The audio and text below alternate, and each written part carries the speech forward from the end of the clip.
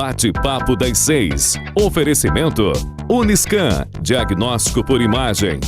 Rio Doce Radiologia. Unicor.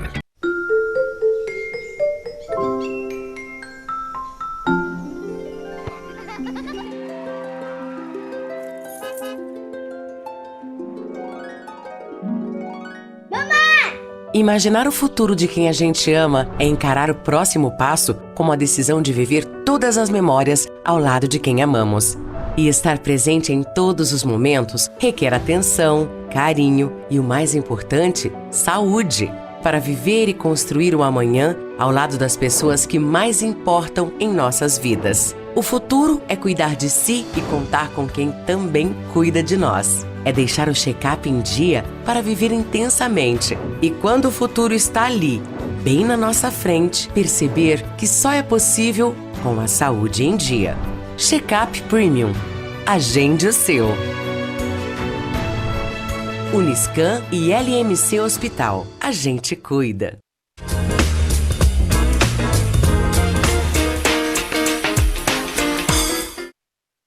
Olá, boa noite a todos, bem-vindos a mais um programa Bate-Papo das 6, a Quinta da Lei, aqui na TV Sim, na Rádio Viva FM e no YouTube. Eu sou Thiago Durão Pandini e apresentando o programa junto comigo, a doutora Maria Tereza Marianelli. Mais uma quinta firmes e fortes, né, Maria Tereza? Mais uma quinta firmes e fortes, Thiago. E para um assunto que está todos os dias em pauta, que é direito eleitoral. E que agora mais do que nunca, né? Eleições municipais desse ano. 2024, chegando. Isso mesmo. Tem muito importante. Tem da OAB, mas não é o tema de hoje. É verdade. É o tema do que pega fogo. Isso aí. E o que pega fogo, principalmente nossas eleições, são as municipais. É onde você tem um vereador em cada bairro, você tem uma briga dentro de uma prefeitura muito intensa, independente da cidade. Sim. Então, eu acho que não só os pré-candidatos, mas também os eleitores precisam estar devidamente informados. Isso aí. É mesmo? Mas antes de passar a bola aqui para os convidados, produção, teve esse copo tá na área, como é que tá esse babado aí? Olha só, tranquilo. BR bem de boa. Bem tranquilo, hein, Thiago? Cidade iluminada já. Sempre iluminada, né? Doutora Lu, isso que é cidade bonita. É, tá bem bonita, bastante iluminada. Não, tô estranhando que o trânsito tá bom, hein? Tá bom.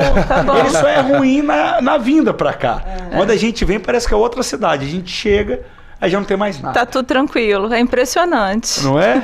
Doutor João fica indo lá em Serra, não é, doutor João?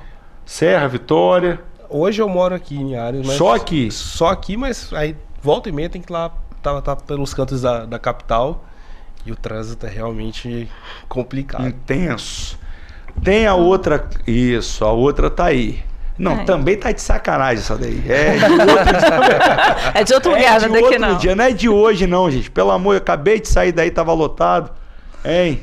Cadê o Capitão Nascimento no helicóptero, Maria Tereza? Falar com a gente. Não, mas tá tranquilo ali, tá, né? Tá de boa, tá fluindo bem. Mas hoje, engraçado, hoje não foi tão difícil chegar. Foi não, porque você chegou um pouco antes de mim. Cheguei. Não é? Sou mais rápida. Eu parei no trânsito, entendeu? Vamos lá, voltar às imagens, que o nosso tema de hoje rende muito. E para isso nós temos duas feras aqui que eu agradeço muito de terem aceitado o convite. Primeiramente, doutora Lúcia Roriz, juíza substituta do Tribunal Regional Eleitoral do Espírito Santo, advogada, segunda vez que está aqui conosco. Eu agradeço muito. Obrigado por ter saído lá de Vitória e estar aqui em nossos estúdios em Niares. É uma alegria muito grande estar aqui nos estúdios com a Maria Tereza, com você, Thiago, e com o nosso convidado aqui também, né? O doutor João. Vou ter oportunidade aqui de externar alguma coisa sobre direito eleitoral, alguns questionamentos, algumas novidades, a questão também da cota de gênero, da importância da mulher estar inserida, né, no ramo do direito eleitoral. E estou aqui com muito prazer e com muita alegria. Muito bacana. Doutor João Vitor Gomes Correia. Isso mesmo. Não é? Advogado ponta firme, correria igual a gente é, né, sim, doutor João Vitor? Agradeço muito ter aceitado o nosso convite. Sei que é um ano de muito trabalho aí para o doutor. Ano de eleição é sempre um ano de gastando a sola do sapato ao máximo. A gente anda para cima e para baixo. Antes de a gente dar continuidade, agradecer a todo mundo que está acompanhando a gente nessa noite. E as eleições municipais é onde a gente sente as eleições de perto, assim, né? A gente tem candidatos muito próximos da população e é onde se discutem pautas muito reais, assim. A gente vai discutir coisas de presidência, isso são coisas distantes, pautas maiores, mas os problemas do dia a dia que vão afetar a sua vida diretamente, a gente vai discutir no ano das eleições municipais, né? E como você falou, é a eleição que pega fogo, é a eleição mais barra pesada, é de prefeitura. Filho chora, mãe não. Exatamente. É verdade, não é fácil não. Vamos lá, Maria Tereza. Então, agora é o momento da gente conhecer um pouco mais, né, os nossos entrevistados. Doutora Lúcia, muito obrigada por estar aqui. Lembrei hoje, Thiago, meu primeiro programa foi com a doutora Lúcia Roriz. Foi ano passado. Tanto a doutora Lúcia quanto o doutor João já vieram aqui, já deram as aulas, já informaram muito bem a sociedade. Então, assim, o programa está imperdível, viu? Fantástico. Doutora Lúcia, conta um pouquinho pra gente sobre a sua trajetória e agora, né, com esse novo desafio, né? Conta para o nosso telespectador sua história de vida, sua carreira. A minha carreira não foi fácil, gente, porque para a mulher tudo é um pouco mais complicado, tudo um pouco mais difícil. A gente tentar ocupar os espaços de poder. Eu sou advogada há 34 anos aqui no estado do Espírito Santo. Fiz UFES, né? Naquela época, se não fosse UFES, você não tinha condição de estudar. Primeiro que não tinha mais faculdade, né? Era a única opção. Você estudava ou não estudava. E ao longo da minha vida fiz diversas especializações, fiz um mestrado profissional e agora estou na fase conclusiva de um doutorado. E com a abertura de um procedimento para juiz eleitoral substituto no TRE, no final, em meados do ano passado, me inscrevi, preenchi os requisitos objetivos, né? Participei de uma lista tríplice, fui escolhida pelo Tribunal de Justiça do Estado do Espírito Santo e o meu nome passou pelo Tribunal Superior Eleitoral, o meu nome foi homologado e em seguida fui nomeada pelo Presidente da República. Fantástico. E tomei posse no Tribunal Regional Eleitoral e no dia 8 de janeiro próximo passado. De fato, eu sou uma advogada que exerço essa função de juiz eleitoral substituta, representando os advogados, né? É da classe dos juristas, que a gente fala comumente. Bacana. Muito bacana, um grande desafio esse ano, hein, doutora Lúcia? Me parece que é muito trabalho. Pelo menos meus colegas lá do tribunal, a diretoria geral, têm falado nesse sentido. Essa eleição municipal é sempre um grande desafio. Né, doutor João Vitor? Se apresenta pra gente, conta um pouquinho da sua história também. Sim, já falaram, meu nome é João Vitor Gomes Correia, eu sou especialista em direito processual, sou advogado nas áreas eleitoral e criminal, assumi a pasta do criminal do escritório recentemente por uma questão de estratégia, né, de demanda, e atuo em eleição desde 2018, já era meu segundo ano como advogado, já estava enfiado em eleição federal. Gosto muito do tema, sempre atuei muito com política, fui assessor parlamentar também durante o período de 2 anos.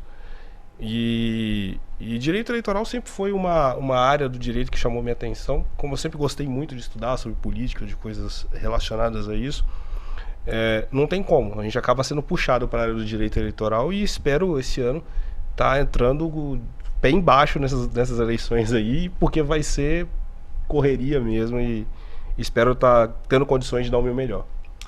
Com certeza.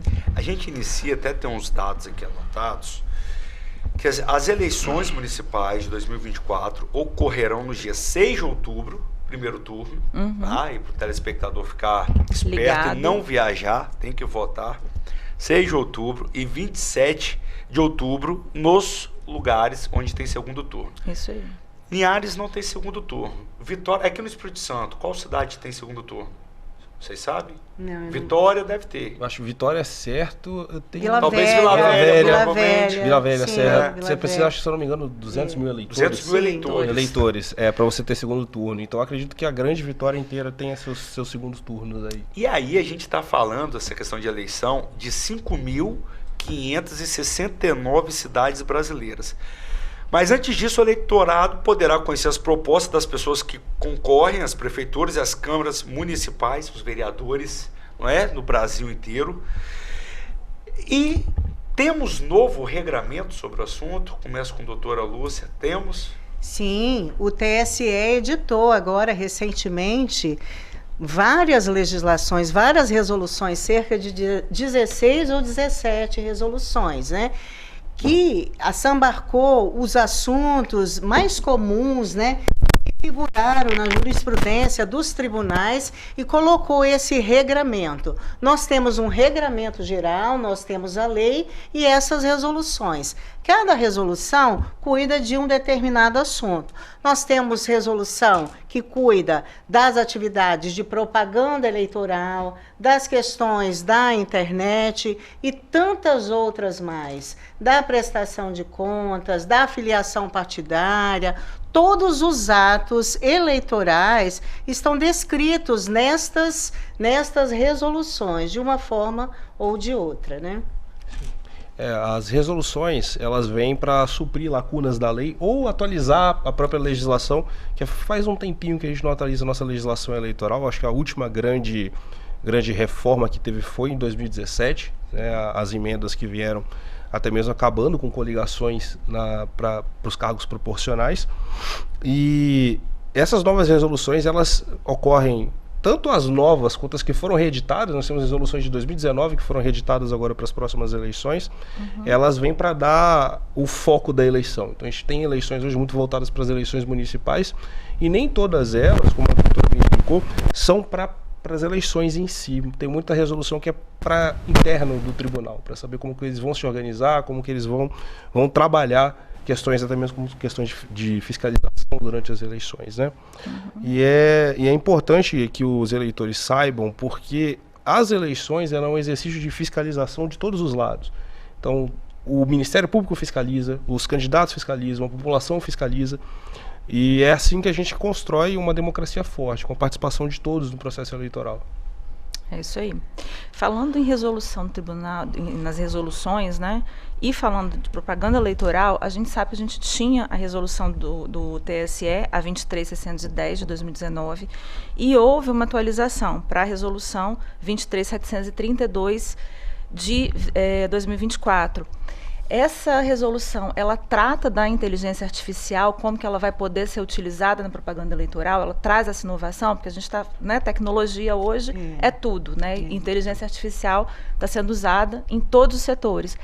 Pode ser usada na eleição?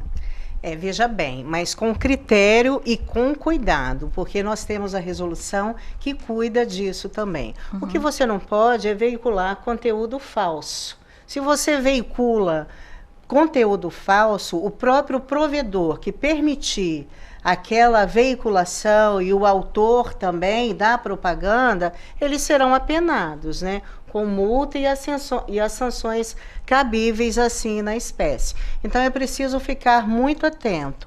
E automaticamente também elas serão retiradas, né, retiradas de circulação.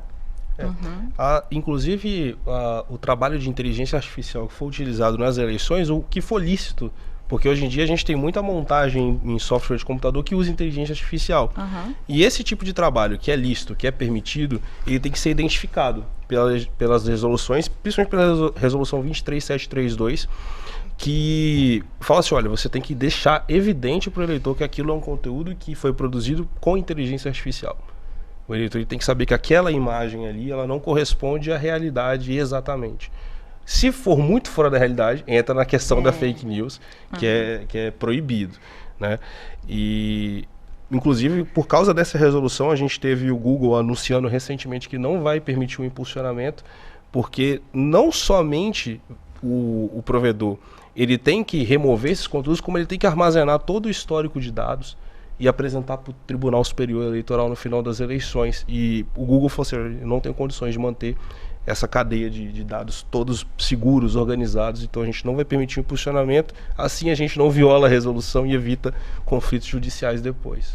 A bem da verdade, isso tem causado assim, um embate muito profundo, muito grande assim, nas redes sociais, porque há essa necessidade de especificar que aquele conteúdo é proveniente, né, desse ramo, dessa inteligência artificial. Porque a inteligência artificial, gente, ela veio assim, nos auxiliar, veio ajudar, e é uma ferramenta muito boa, só que ela não pode substituir a atividade humana. Sim. Ela não pode substituir, então é necessário que o eleitor saiba que aquele produto foi criado através da inteligência artificial.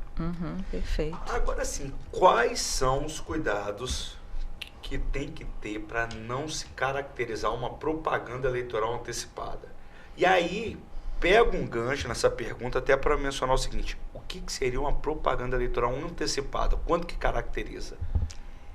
Deixa eu começar a responder, depois o doutor Claro, complementa aí. Bom, a propaganda eleitoral antecipada, ela acontece antes do limite imposto pela lei. As propagandas eleitorais, elas serão permitidas após o dia 16 de agosto, onde os partidos já fizeram as suas devidas inscrições, os candidatos já fizeram os seus alistamentos ou coisa que o valha. Então, no período que antecede 16 de agosto, qualquer propaganda que tenha o cunho de levar aquele candidato à autopromoção, de pedir voto, de dizer que ele é candidato, configura em tese esse tipo de conduta, né? E a lei não permite, a lei veda.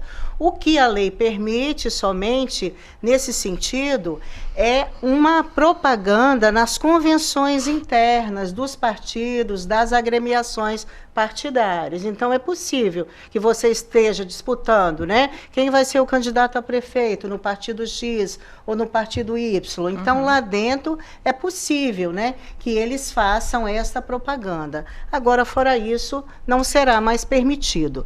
E as resoluções do TSE, elas trouxeram assim, elas clarificaram, trouxeram inovações com relação ao que pode e ao que não pode. Agora eu vou deixar o doutor falar um pouquinho, depois a gente complementa.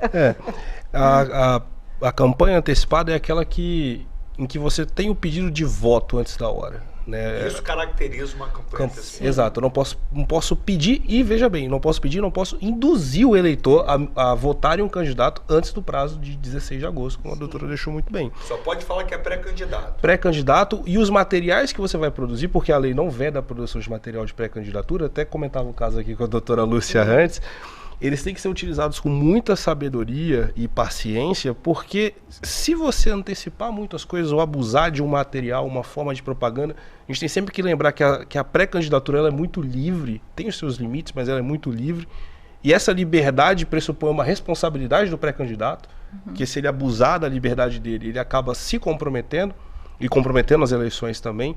Então não é só pedir o voto, tem as famosas palavras mágicas também, que é tô com fulano, apoio o ciclano. Tem que tomar cuidado com esse uso, porque chove, TSE, TRS, chove caso de propaganda antecipada por causa de abuso mesmo, né? De você estar abusando de uma liberdade que você tem.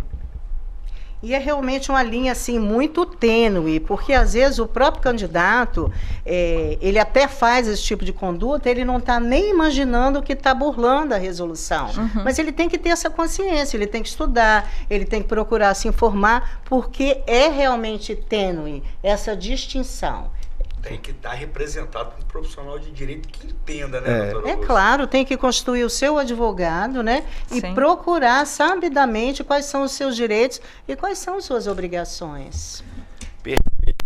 A gente passa rápido, tá? Passa É muito rápido. Principalmente quando o tempo é bom.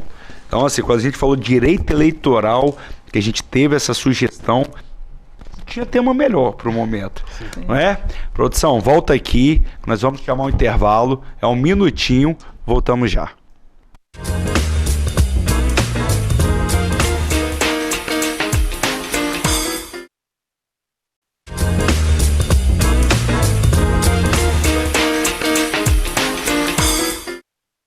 Voltamos com o segundo bloco do programa Bate-Papo das 6, a Quinta da Lei, aqui na TV Sim, na Rádio Viva FM e no YouTube. tema de hoje extremamente importante, principalmente que esse ano temos as eleições municipais e você vai ter a oportunidade de escolher os vereadores e o prefeito do seu município. Então, direito eleitoral com a doutora Lúcia, doutor João. Maria Tereza, tem pergunta boa aí pra Tem gente pergunta começar. boa, tem uma curiosidade, na verdade. Vou Fala perguntar pra para o mim. doutor João. Quase ninguém pergunta, mas, doutor João, o que acontece se o candidato vier a morrer ou falecer, ou morrer ou renunciar ao falecer? Sim, pelo menos um empréstimo na caixa o familiar consegue. O dedão funciona. Olha, doutor, essa Não, pergunta é complicada. Partido, ele Tem pode. sobrinho querendo saber. Meu sobrinho também. O partido pode substituir o candidato em caso de falecimento ou renúncia? Então, a gente tem 3 hipóteses que são permitidas via resolução também, acho que a legislação nem se declina muito sobre isso, que é a hipótese de desistência, que é antes da candidatura ser homologada pela justiça, então ele pode desistir a qualquer tempo, e aí o partido tem mais liberdade para poder substituir esse candidato, é mais uma questão administrativa do partido. A gente tem a renúncia, que é quando a candidatura foi deferida pelo tribunal, ele é candidato, porém ele decide que não quer participar das eleições. Aí o partido vai ter um prazo de 10 dias para poder apresentar um novo candidato, um substituto, e a pessoa que renunciou não pode participar das eleições, fica de fora. Em caso de morte, o prazo também é o mesmo, 10 dias, e lembrando que todas as substituições têm que acontecer até 20 dias antes das eleições para poder serem validadas ali pela Justiça Eleitoral, porque a pessoa também tem que ter o seu tempo de campanha para estar na rua e fazendo suas movimentações. Perfeito. Queria complementar assim, né? Falar uma coisa assim sobre a Justiça Eleitoral, que ela visa, ela busca que tudo ocorra de modo seguro, né? E de forma confortável, de forma ordenada também para os eleitores. Mas todos nós estamos sujeitos a imprevisto, certo? E não é diferente aqui também no processo eleitoral. Então, a data limite para apresentação da Justiça Eleitoral dos pedidos de registro de candidatura é até o dia 15. Então, pode ocorrer que depois do dia 15 de agosto, esses imprevistos venham acontecer. Por exemplo, no caso da morte, aqui ele falou da desistência, falou muito bem da desistência, falou da renúncia e da morte também. Só uma particularidade da morte. Como nós somos, né, seres, né, finitos, nós podemos morrer a qualquer momento. E vai que um determinado candidato, né, morra depois que o processo está todo deflagrado, tudo organizado, etc. Não tem tempo hábil para que a Justiça Federal faça essa modificação. Nesse sentido, então, aquele substituto vai concorrer à vaga com o nome do falecido, porque não teve esse tempo hábil. Era uma particularidade, assim, que eu acho importante. Eu não me recordo, assim, se aqui no estado já aconteceu algo, assim, dessa natureza. Não me recordo, mas é um fato que é possível acontecer. Bacana. Então vamos lá perguntar o seguinte. Aí eu me lembrei, sabe de quem, vendo a pergunta? Do Tiririca, que teve uma discussão enorme na época de quem pode se candidatar. Você lembra? O Tiririca teve que provar que ele era alfabetizado, que ele sabia ler, escrever e etc. Que isso foi assim, os holofotes foram todos para ele, depois que ele ganhou para deputado federal pelo estado de São Paulo.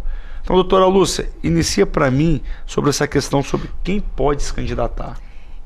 Todo cidadão, qualquer cidadã ou cidadão que esteja em gozo dos seus direitos políticos, que seja elegível e que não tenha nenhuma incompatibilidade, a princípio pode ser candidato ou candidata. Isso está tanto na legislação eleitoral quanto também na Constituição Federal. Mas para ocorrer a qualquer cargo em eleições brasileiras, é obrigatório ser filiado também a um partido político.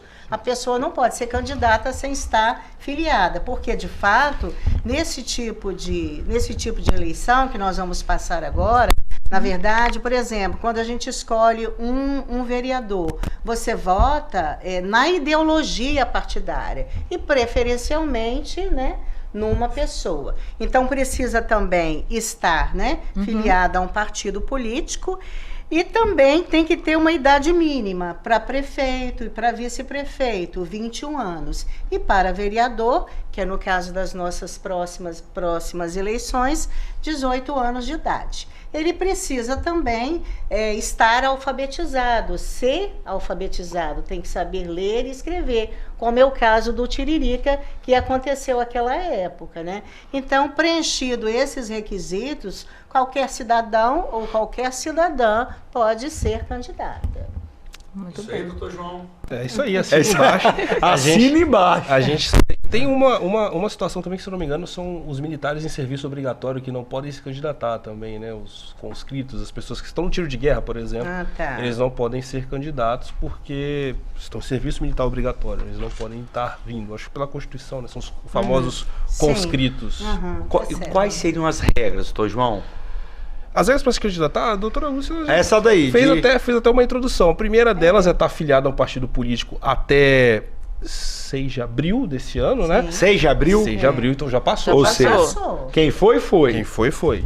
Estar afastado, quem é ocupante de cargo público, tem que também tem que respeitar. A gente vai falar um pouquinho da desincompatibilização, tem que estar afastado e tem que estar com seus direitos políticos em plena capacidade de uso. Né? No Brasil não existe a suspensão dos direitos políticos definitiva, né? Só existe a temporária. Então, a pessoa que, por exemplo, ela foi condenada em um processo criminal que transitou em julgado, que não seja de pena de crime de menor potencial ofensivo, ela tem sim uma complicação para tá utilizando os seus direitos políticos nas eleições, né? Só que eu acho que o mais importante de todos assim são os prazos, que se você perdeu, não tem como resolver. Já era. Não adianta bater na porta do gabinete da doutora Lúcia, porque ela não pode fazer nada, porque o prazo está na lei e tem que respeitar. Que bom que ela é respeitada. Ela é respeitada.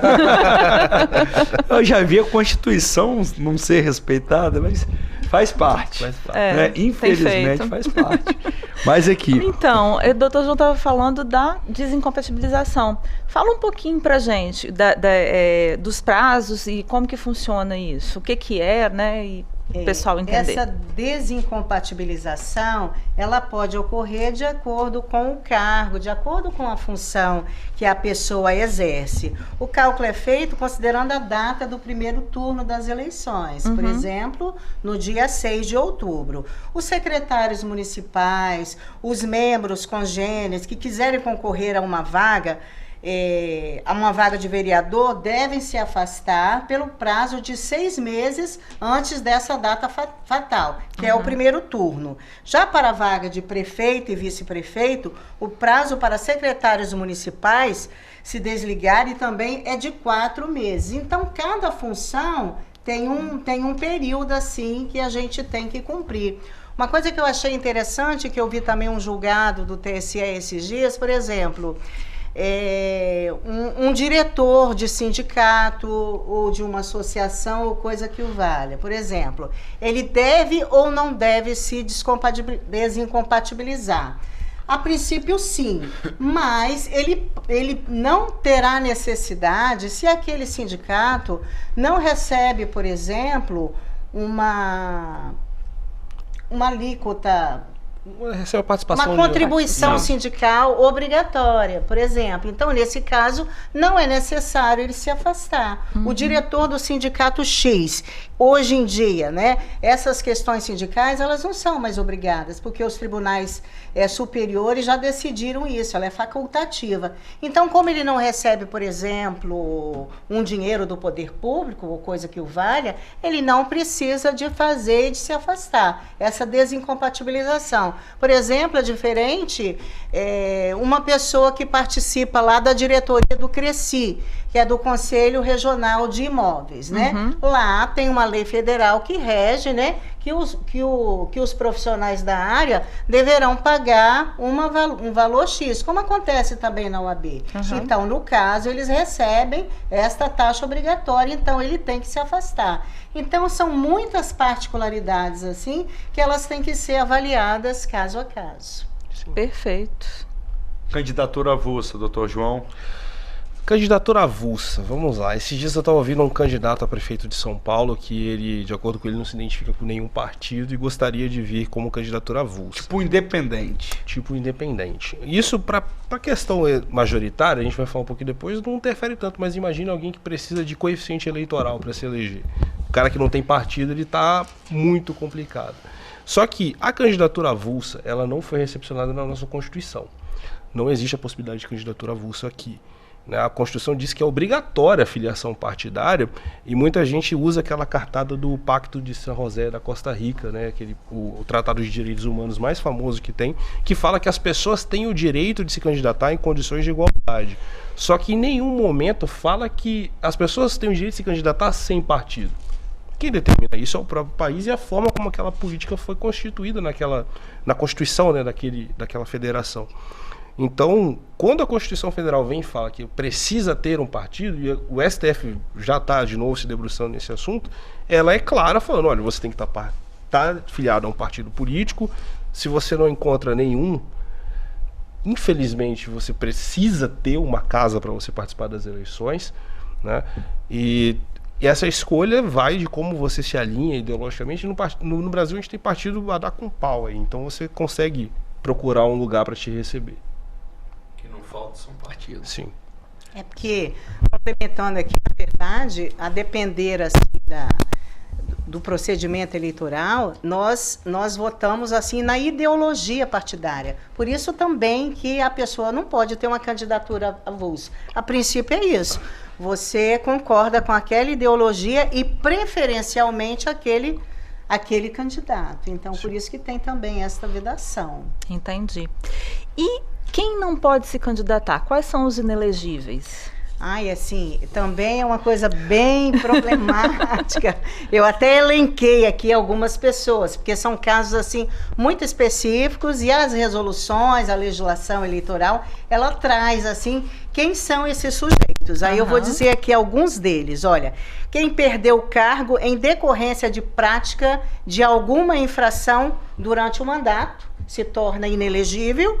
Os que tenham contra a sua pessoa representação julgada procedente pela Justiça Eleitoral em decisão transitada em julgada ou proferida por órgão colegiado ou transitada em julgada em processo de apuração de abuso de poder político ou econômico. Nós temos muitos casos aqui no nosso país, né, de algumas pessoas políticas, né, do nosso país que passaram por esse tipo de coisa.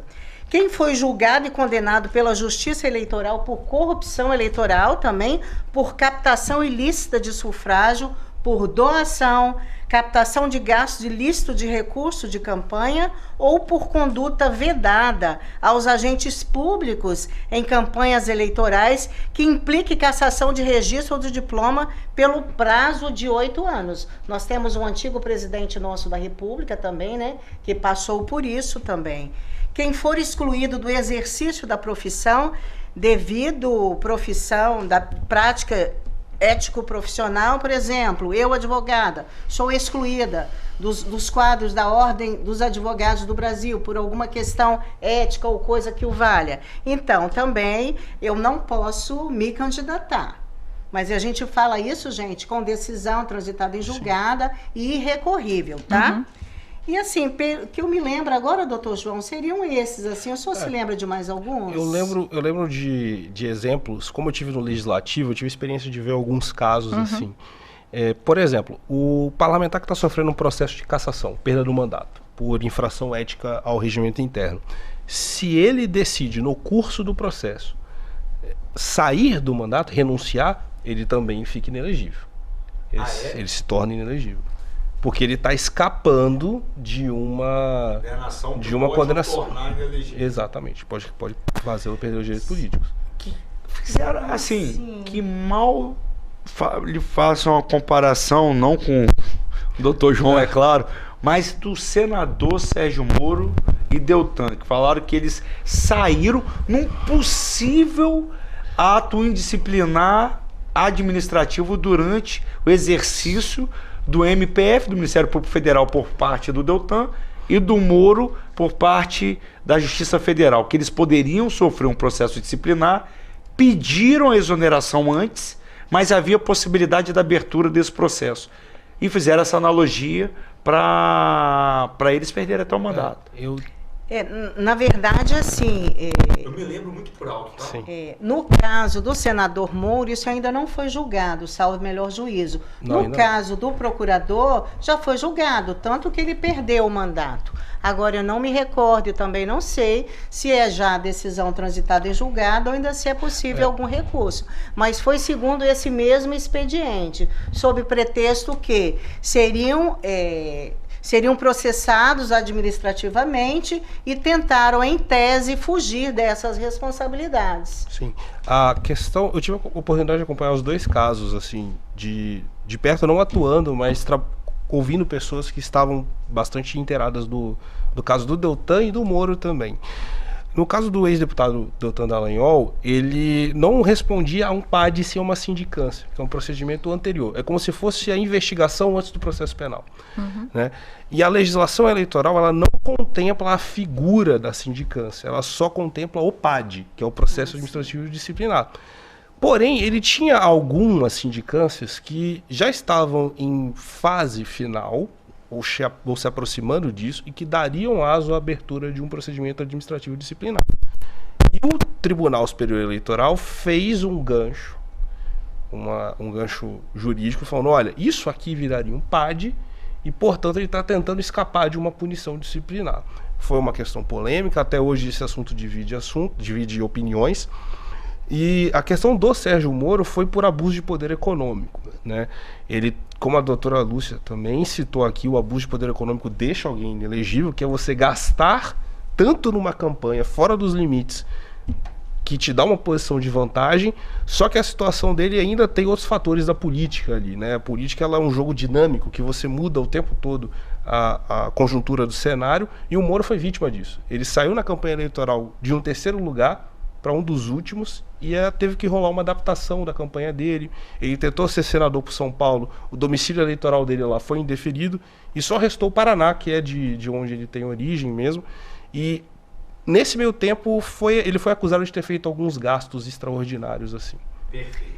Interessante, deixa eu só pontuar aqui uma coisinha, nessa ligação aí que o TSE fez com relação à sindicância e o processo administrativo disciplinar. Na verdade, o que a lei busca? A lei busca a lisura do processo eleitoral. Então, foi nesse sentido que o TSE entendeu e julgou nesse aspecto, né? Porque o objetivo da lei, o objetivo do direito é esse, né? Sim. Garantir licitude, garantir seriedade no processo eleitoral. Perfeito. A gente vai...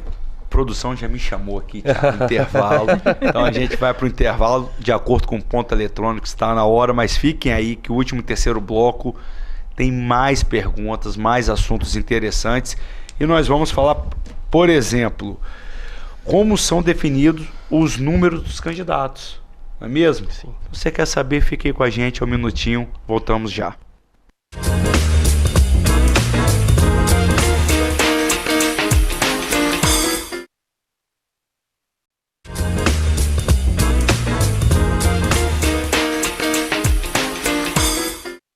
Voltamos com o terceiro e último bloco do programa Bate-Papo das 6, a Quinta da Lei, aqui na TV Sim, na Rádio Viva FM e no YouTube. Tema de hoje, direito eleitoral. Acho que não tem nada mais na mídia e atual do que isso. Vai ser até o final do ano. Com certeza. Falando de vereador, falando de prefeito, do seu município. E quem tem a caneta na mão nesse momento é quem tem o título de eleitor. É isso. Não é mesmo? Que pode fazer aí a decisão para o futuro do seu município pelos próximos 4 anos. Mas antes de eu passar a palavra para você, Maria Tereza, vou mandar um abraço. Primeiro, Dr. Tiago Machado, meu querido amigo, mandou uma foto aqui vendo o programa. O Tiago faz parte do fã-clube, tá? Ele fica zoando, não sei o que, mas todo o programa ele assiste. Tá vendo? É mole. Tiago, um abraço, meu querido. Mandar pra Nete e o Cláudio, são praticamente da família Bride. Meus 2 amigos queridos estão lá em Vila Velha. Mandar também pro Robson Durão, um abraço, meu querido, valeu por estar assistindo a gente. Maria Tereza, é contigo. É isso aí. Esse ano a gente tem novidade, Tiago. Hein? No Brasil, pela primeira vez, a gente vai realizar a eleição municipal, né? Vai ser a primeira eleição municipal com federações partidárias. Fala um pouquinho para a gente como se dá a instituição dessas federações. O que são essas federações e como elas são instituídas? Essas federações, elas são objeto da reforma eleitoral do ano de 2021. E elas tiveram um objetivo, que era juntar, né, as agremiações partidárias para que elas pudessem, assim, a nível nacional agir. De forma que essa federação, ela pode apoiar qualquer candidato. O único problema, a obrigatoriedade dessa federação é que esses candidatos têm que ficar, né, coeso com essa federação até o final do mandato, né? Essa, segundo os estudiosos, assim, é um dos empecilhos, um dos problemas dessa federação. E aqui no Brasil nós contamos com 3 federações, né, que são e elas vão abranger o período até do ano de 2026, que é a Federação Brasil da Esperança, que compreende o Partido dos Trabalhadores, o Partido Comunista, o Partido Verde, o PSB Cidadania, entre outros, né? E nós temos também a Federação PSOL, Rede, que oficializa a união do Partido Socialismo e Liberdade PSOL com a Rede Sustentabilidade Rede, né? Então essa é a grande novidade do momento e a gente espera agora para ver como é que isso vai se operacionalizar, como é que vai dar esse apoio na prática. As federações vieram para atender a necessidade da cláusula de barreira. Foi criado um percentual mínimo de votos, de participação nas eleições, para que os partidos tenham acesso a recursos, né? Então, muitos partidos pequenos perderam acesso a recursos do fundo eleitoral, do fundo partidário, tempo de TV. Então, eles se reúnem em agremiações maiores, até mesmo para dar um pouco mais de robustez nas campanhas deles. E essa agremiação, ela tem que ficar junta ali por 4 anos, sem poder se dissolver. E elas, é um misto, é como se fosse uma grande coligação. Eles têm os seus próprios candidatos, cada um dos partidos que fazem parte da federação, mas os votos totais vão para o mesmo bloco. E entram os mais bem votados de cada partido, no caso de uma eleição para vereador. Numa eleição para o executivo, geralmente as federações fecham com um candidato só que vai representar todo o grupo. Né? Então ela veio para atender uma necessidade dos partidos que estavam perdendo espaço, estavam perdendo recursos, eram muito pequenos e agora eles têm uma chance de respirar. Tanto é que a Federação Brasil da Esperança, a federação do PT, é o PT, o grande partido, e tem um monte de partidos menores junto dele para conseguir ter espaço dentro do parlamento, em tempo de TV e recursos. Falando em recurso, fundão eleitoral tem quanto? Eu ainda não vi o número atualizado, mas... Mas é quantos bilhões? Olha, eu também não cheguei a ver a atualização, não. Eu sei que já foi publicado desde junho, todo ano é publicado e é disponibilizado para que os eleitores, assim, tenham conhecimento do valor que vai ser disponibilizado para os fundos eleitorais. Se eu não me engano, a da última eleição para presidente estava em 6 bilhões. 6? Bilhões. Bilhões, exatamente. Nossa! E é por isso que tem que ser muito bem usado, não pode ser... E eles são constituídos, né, por dotações orçamentárias da União, que são dispostos lá e que são provenientes, né, de multas, de penalidades, de doações e outros recursos financeiros, assim. Tem que multar muito, hein, doutora? É por isso que a gente está tomando uma multa atrás da outra, porque é 6 bi para a gente patrocinar as campanhas. É isso daí, tá certo. Doutor João, para a gente finalizar o que é eleição, porque muita gente escuta no dia a dia, nos telejornais, a eleição majoritária, outra eleição proporcional. O que seria? Diferencia, por favor. No Brasil a gente tem esses 2 grandes tipos de eleição, vamos colocar assim. A eleição majoritária é a eleição dos prefeitos, dos governadores e dos senadores. E na eleição majoritária entra o mais votado e ponto. É um projeto que ele é elegido pela maioria dos eleitores, não necessariamente vai levar em consideração o que a minoria diz. Para você ter uma ideia, a minoria hoje no Brasil da última eleição tem uma diferença de 1%, 51 a 49. Então assim, essa minoria tende a não ser tão pequena, mas é a eleição do mais votado e ele vai gerenciar uma pasta do executivo ou vai ter uma atuação diferenciada no legislativo como senador. A eleição proporcional, ela tem esse nome porque ela busca não necessariamente garantir que os mais bem votados se coloquem dentro de um poder legislativo. É a eleição dos vereadores, dos deputados federais e deputados estaduais. A intenção da eleição proporcional é você garantir a maior representatividade de grupos dentro do parlamento, inclusive grupos de oposição, para que seja feito o controle dos poderes, né? A dinâmica aqui no município só tem um poder executivo e legislativo, então você tem que garantir que pautas que não tenham representatividade no executivo participem do legislativo e vice-versa, né? Então você tem que garantir que a maior parte de representatividade social, não necessariamente uma representatividade de números, óbvio que os candidatos mais bem votados levam vantagem, mas a ideia em si da eleição proporcional é garantir que nenhum grupo seja excluído da participação democrática. O candidato mais votado acaba que a gente, por exemplo, falei do Tiririca mais cedo. Sim. Ele é uma pessoa super disputada. Sim. Porque ele vem e carrega um monte que está ali embaixo. Exatamente. Não é? Dependendo do número de votos. Mas, assim, não estou falando que é errado, não. E é bacana mesmo, porque você tem uma representatividade maior. Mas eu percebo que a sociedade não entende muito isso. Se sente um pouco injustiçado. Poxa, falando de tal, tão bem votado e não entrou. Mas tudo tem um motivo. Essa é uma escolha do legislador, que assim definiu, né? E que é representante da sociedade. Exatamente. A ideia da representatividade em casos assim, hoje a gente tem as cláusulas de barreira que estão aí para conter um pouquinho disso, do mais bem votado ficar de fora. É raro isso acontecer, mas é o cálculo. Você, por um lado, você ganha na majoritária e, por outro lado, você tem que trazer um equilíbrio pela eleição proporcional. Eu vejo muita gente falar que deveriam entrar os mais bem votados e ponto. Só que a gente acaba gerando exclusão. Tá certo. E a ideia do legislativo não é gerar exclusão, é o contrário.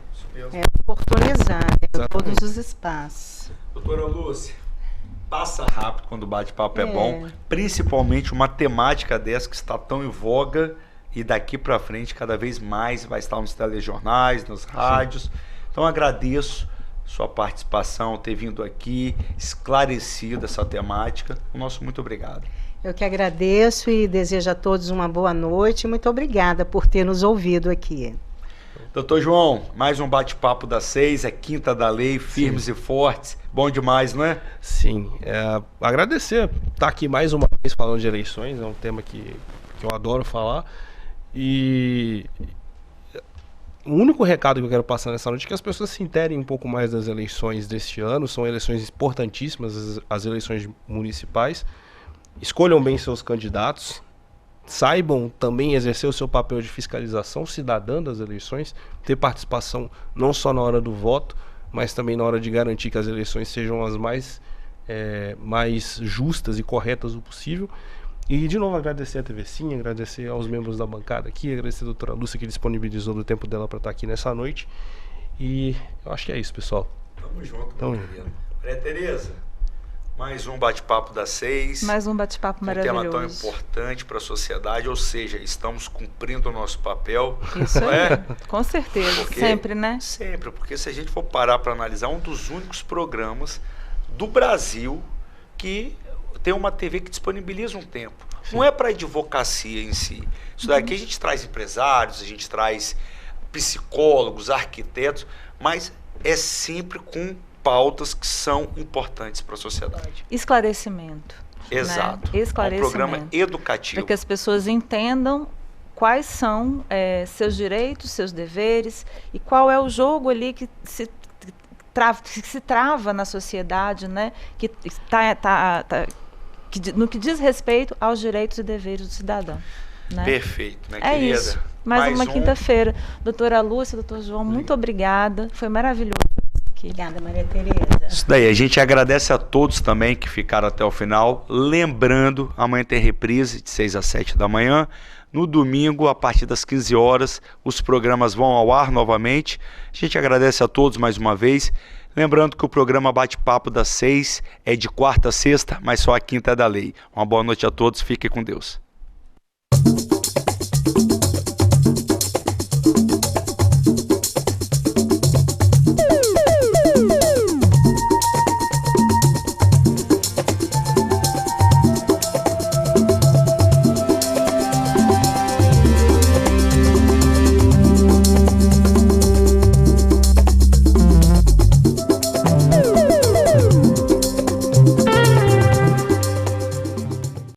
Bate-Papo das 6. Oferecimento Uniscan, diagnóstico por imagem. Rio Doce Radiologia. Unicor.